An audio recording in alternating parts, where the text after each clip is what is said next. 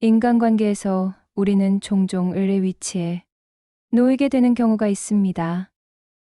상대방을 지나치게 배려하고 자신의 감정보다 타인의 기대를 우선시하며 관계를 유지하기 위해 무리하게 희생만 하게 된다면 그 사람은 을의 위치에 놓이게 될 수도 있습니다. 하지만 건강한 인간관계는 상호 존중과 균형 속에서 유지되어야 합니다. 그럼 우리가 어떻게 해야 올바른 인간관계를 할 수 있는지 함께 살펴보겠습니다. 첫째, 자신의 가치를 믿어야 합니다. 자존감이 낮을수록 타인의 인정에 의존하게 되고 결국 관계에서도 수동적인 태도를 취하게 됩니다. 자신의 장점을 인정하고 작은 성취에도 스스로를 칭찬하는 습관을 들이는 것이 중요합니다.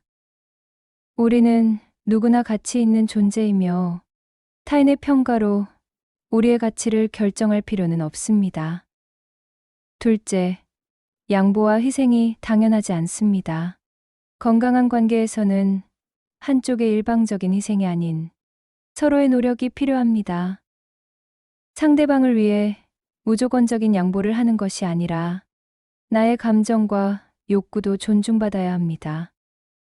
자신이 원하는 것이 무엇인지 솔직하게 표현하는 연습을 해보세요. 셋째, 독립적인 의사결정, 능력을 키우세요. 의사결정을 할 때 상대방에게 지나치게 의존하지 말고 스스로 선택하는 연습을 해보세요.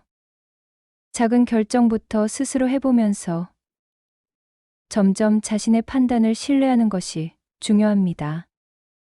나의 인생은 나의 것이며 타인이 대신 결정해 줄 수 없습니다.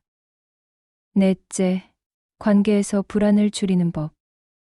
상대방의 애정 표현이 부족하다고 느껴질 때마다 확인하려 들면 관계는 더욱 불안정해질 수 있습니다. 진정한 애정은 확인하지 않아도 느껴지는 것이어야 합니다. 스스로를 믿고 상대방과의 신뢰를 쌓아가는 과정이 필요합니다. 다섯째, 비교에서 벗어나세요. 다른 사람과 나를 비교하는 것은 불행의 시작입니다. 나는 나만의 가치와 매력을 가진 존재이며 상대방이 나를 선택한 이유도 나만의 특별함이 있기 때문입니다. 비교가 아닌 자신만의 성장과 행복에 집중하는 것이 중요합니다. 여섯째, 관계의 모든 책임을 짊어질 필요는 없습니다. 문제가 생겼을 때 항상 나에게서 원인을 찾는 습관을 버려야 합니다. 관계는 두 사람이 함께 만들어가는 것이며 모든 문제를 나 혼자 해결할 필요는 없습니다. 때로는 상대방이 변해야 할 부분도 있다는 것을 인정하세요. 일곱째, 솔직한 의사소통이 필요합니다. 자신의 감정과 생각을 숨기지 말고 명확하고 솔직하게 표현하세요. 갈등을 피하기 위해 자신의 의견을 억누르면 오히려 관계가 더 힘들어질 수 있습니다. 나의 감정도 존중받을 가치가 있다는 것을 기억하세요. 여덟째, 현실적인 기대를 가지세요. 모든 관계가 완벽할 수는 없습니다. 상대방에게 과도한 기대를 하다 보면 작은 실망도 크게 느껴질 수 있습니다.